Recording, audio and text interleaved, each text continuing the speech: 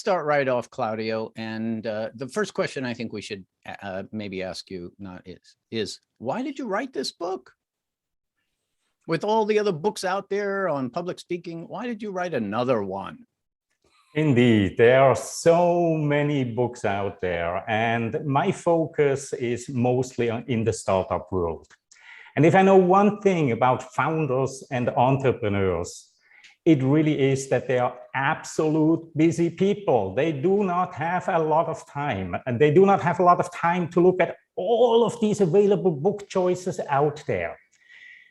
And in addition to that, there is not really a book out there that helps founders, entrepreneurs, and startups to prepare for their presentations. So while I was coaching, I often got these comments about, you should write a book, you should write a book. And of course, I started doing this. It took quite a bit longer than I thought, because as Mark Twain once wrote to a friend in a letter, he started out apologizing. He said, I apologize for writing such a long letter. I simply didn't have time to write a shorter one. And so for me, it took a little bit of time because I wanted to make this a tight book. I wanted this book to be read in 2 hours because, again, I know the target audience, founders, entrepreneurs, they are tremendously busy individuals. Massimo. Yes, then Claudio, I guess all of us, you teased us with, the #1 presenting tips is in Facebook, in LinkedIn, everywhere, but you never wrote that. So what's your #1 tip for presenting? My #1 tip for presenting, I will get to this in just a moment. But before I do, I want to build the foundation, because to me, there are 2 parts, or more than 2 parts. There are many facets to a successful presentation. To me, there is one that is most strategic. It's underlying, and you will find it in the book. And that is, if you, as a founder or anybody who sells anything, is starting to realize that transformation is possible, and make everything, hang everything, your entire message, all of your stories around transformation is possible. And you have the stuff to make it happen. To me, that is the most important part, because when you start to think along those lines, transformation is possible and I can help, all of a sudden you're getting out of that sales mode.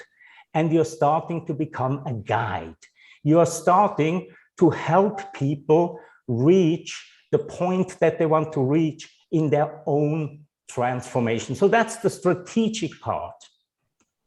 But to answer your question, Massimo, on the execution side, on the delivery side, there is, in my opinion, one thing that keeps people glued to the screen or at the edge of their seat.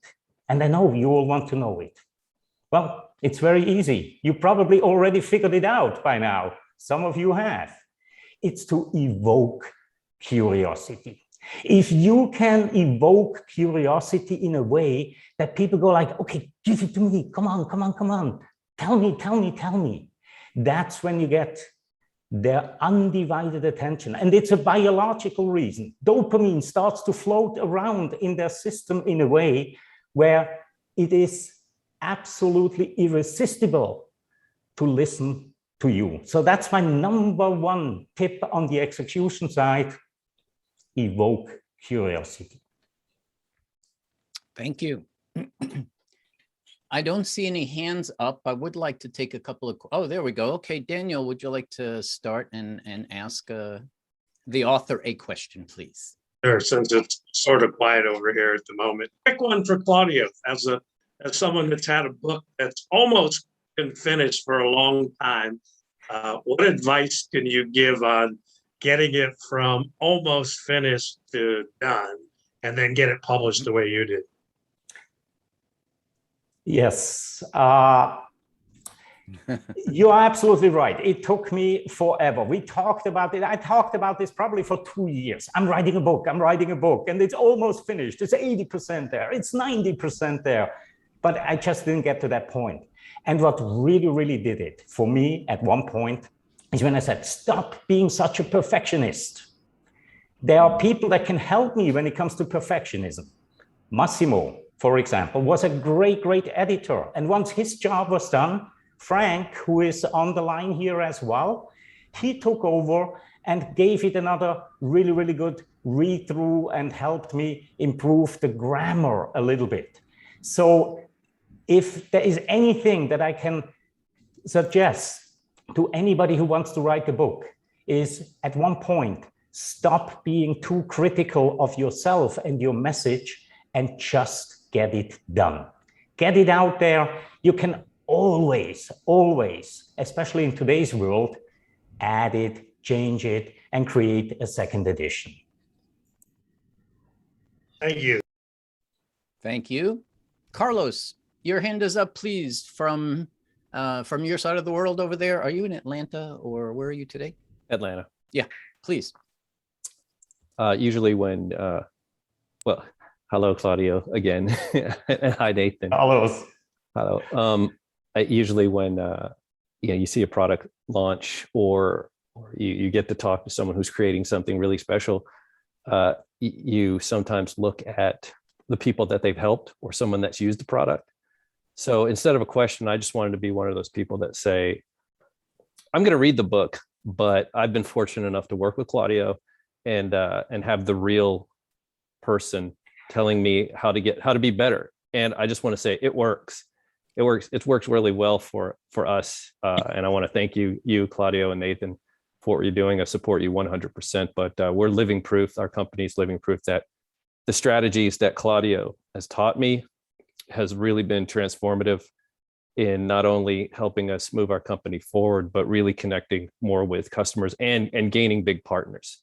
It is truly effective. So congratulations. And so I'm that part of the gallery. Sorry, it wasn't a question. I just wanted to say, I'm the biggest fan, and this is your testimonial.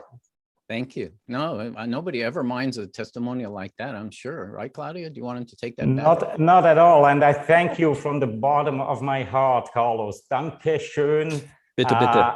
You know, Carlos and I, we have this little German song and dance that we usually always do at the beginning of our interactions. And I just want to add that, of course, it always takes two to tango.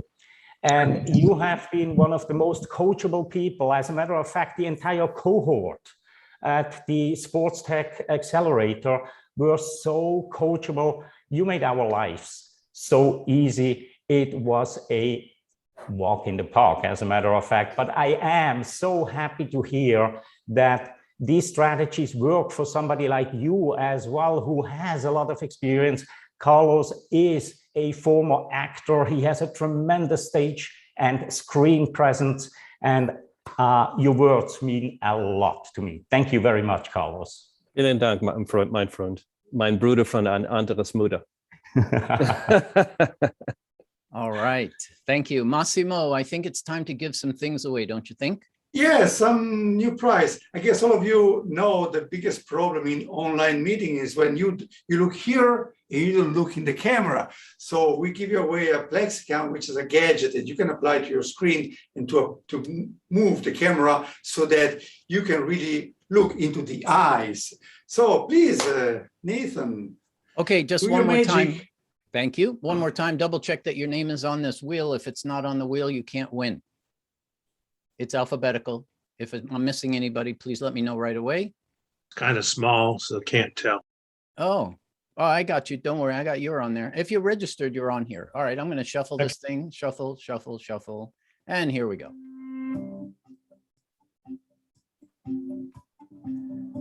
All right. And Fisna, are you on the line, Fisna? Is Fisna on the line? No, spin it again. Yeah, we got to only give it to people who are on the line. Yep.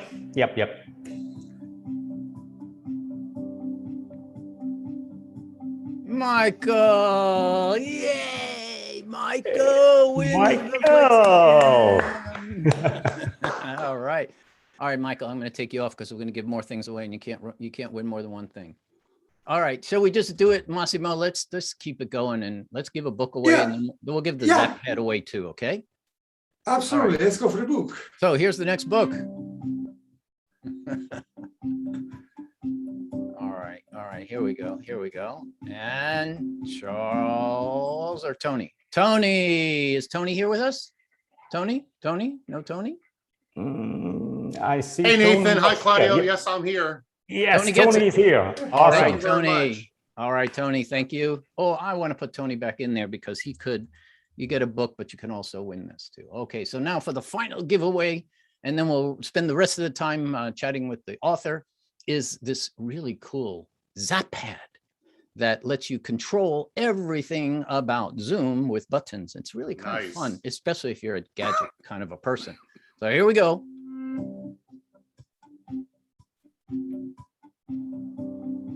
Oh, I want to win.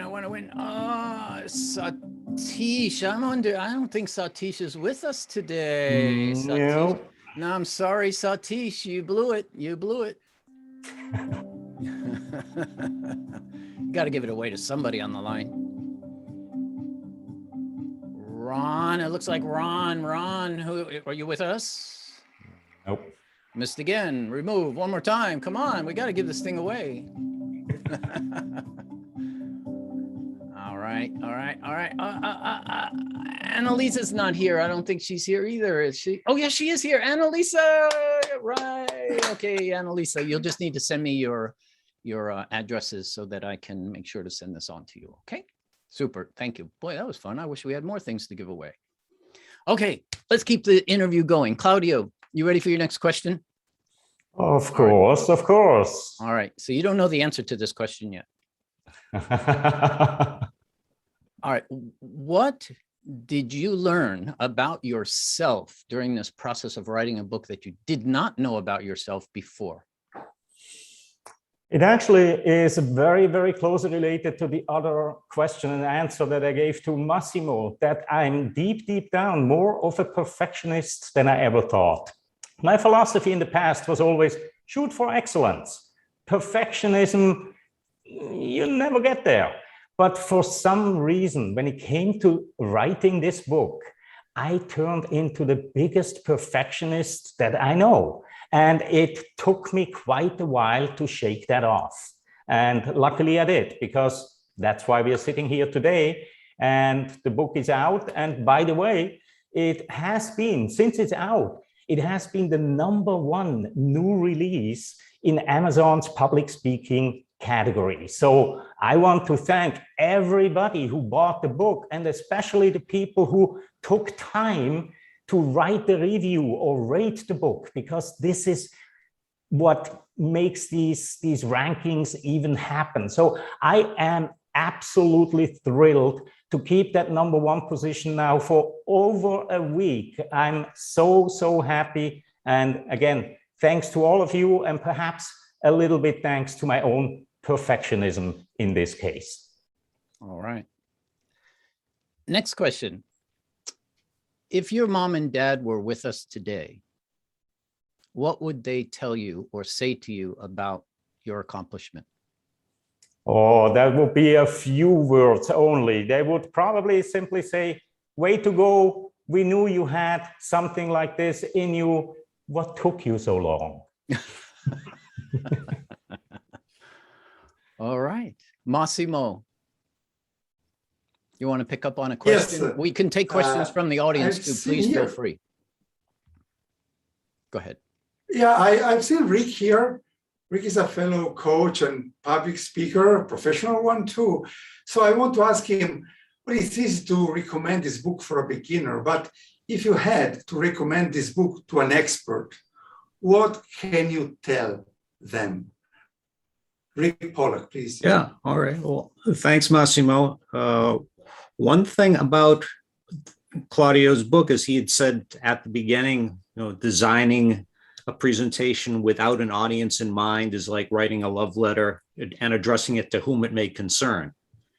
And it's a great quote. And in the book, he's talking about personas. And I think the same thing about writing a book and giving a presentation is the same. If you're writing a book for founders and entrepreneurs who've got just a couple hours and don't really care to get into the details, can that book resonate with someone who's read all these presentation books like I have as a presentation coach? And the answer is yes, it can. And it's because of all the information that he's put in there, the way that he's put the flow, tying all the information on storytelling, on influence, on all the other things about presenting and just, knowing your audience.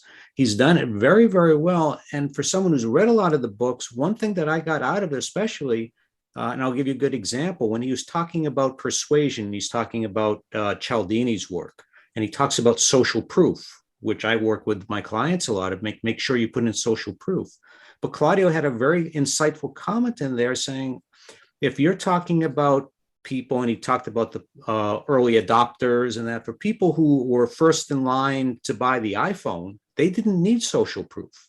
So if you're a founder, if you're an entrepreneur talking to a group of early adopters, don't spend a lot of time in your presentation on social proof. They don't care about that.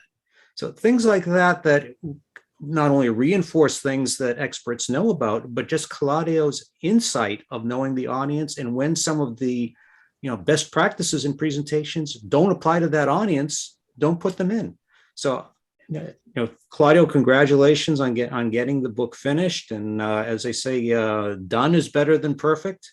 Happy that it's done, and it's a great read for a founder, an entrepreneur, or even a presentation expert who's read a lot of the books before. It's a wonderful book to get. Yeah, really good nuggets in there. Yeah, there's nuggets. Massimo? Yes, I've seen there are some questions in the chat too, right? Yeah. And Michael had his hand up there for a minute. You want to give him a chance to ask? Sure, please, Michael, go ahead. So Claudio, you talk about perfection. We all know that you're a perfectly nice guy. So that starts there. So you've got that part right. So after you've written this more broad level introductory book, do you have any follow-on topics that you'd want to take from this book to create a deeper dive into anything specifically? And a secondary is, who's going to play you in the movie? Which actor? Well, my first choice, of course, would be Jim Carrey, and that goes back to a moment I had once in the States. I just moved there. It was sometimes late 80s, early 90s, and I moved to a small little apartment. And that apartment complex, they didn't have washers and dryers. So I had to go out to the laundromat. And when I was younger, we actually looked fairly similar, Jim Carrey and me. So there was this kid that stared at me and then tugged on her mom's skirt. And it's like, Mom, the mask, look, the mask. And I thought this was so funny. So that is who I definitely would like to play anything that is related to me. To answer the other question, Michael, if there's ever any follow-up, I think it will go into a deep dive on language to really make sure that people fully understand some of the intrinsic small details that we can apply with language, whether this is a full understanding of how E prime works, for example, using the English language without the verb to be as an identifier. So instead of, this is the greatest president we ever had, introduce the observer. I find this the greatest president we ever had, because this will create a much more pleasant environment. We are taking opinions and we are introducing the observer. So any follow-up will probably have to do with language and creating clear and clean language that really expresses what is opinion and what is fact. And hint, hint, it's all opinion. Thank you. Frank, you have a question about translation. You want to pop off mute and hit him with that? Sure. Hey, Claudia, good to see you. Frank, real pleasure. You guys were talking in German a few minutes ago, and I just was wondering if you're going to translate the book into some other languages. I was wondering about translating it into German. I was asked by friends of mine in Germany, will you translate it into German?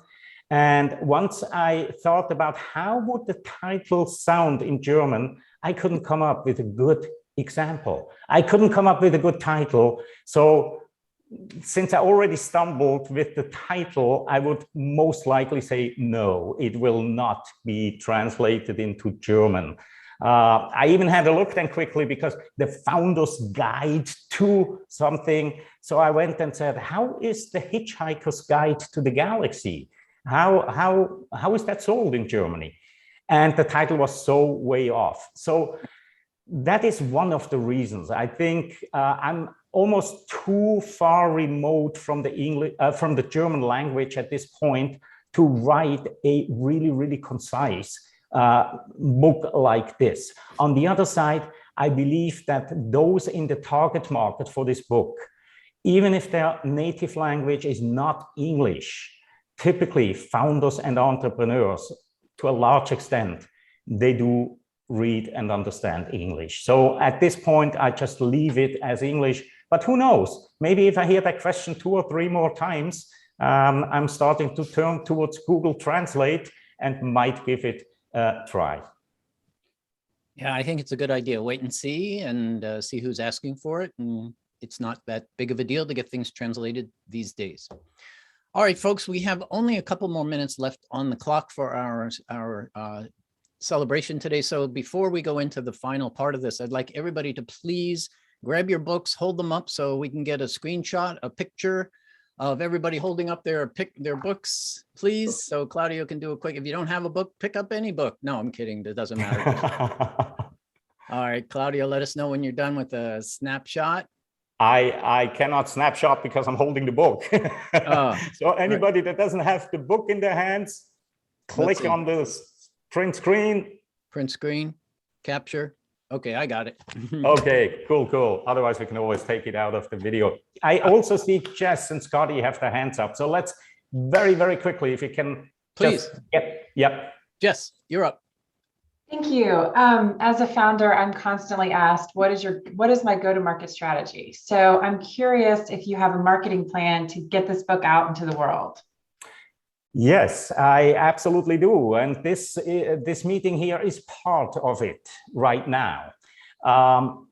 You know, too many authors, especially of self-published books, they finish the book and they toss it over the wall. And they think, okay, now people will start to order this book. But in my case, what I did is I created a list of 50 allies, friends that I knew would be interested in making and helping me make this book a success. So I approach each one, not with a mass mail, but with a specific ask to say, hey, the book is coming out soon. Here is a reviewer copy, an advanced copy. If you have time, read it. If you have time to leave a review, please do so. And so far, that worked fairly well. So I'm definitely hoping that all of you, all my friends, will continue to be evangelists and ambassadors for this book. Share it, especially people like you, Jess, and other founders here on the call today. Share it with your friends. Share it with your colleagues, and who knows, perhaps my dream of making this book a firm part in every founder's bookshelf will become reality. Thank you. Thank you. Scotty, you're up.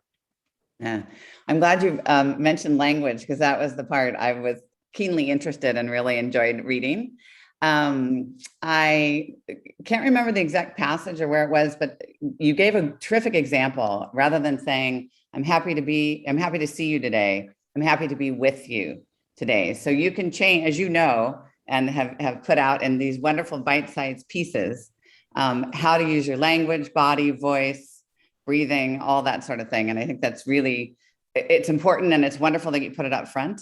I'm happy to help you with the next book. So if you'd like So let me know, but I just really appreciate having these salient points in such bite-sized pieces. I guess that was one of the things I thought was super, super helpful. And you can go back to it. You know, I've already dog-eared my copy.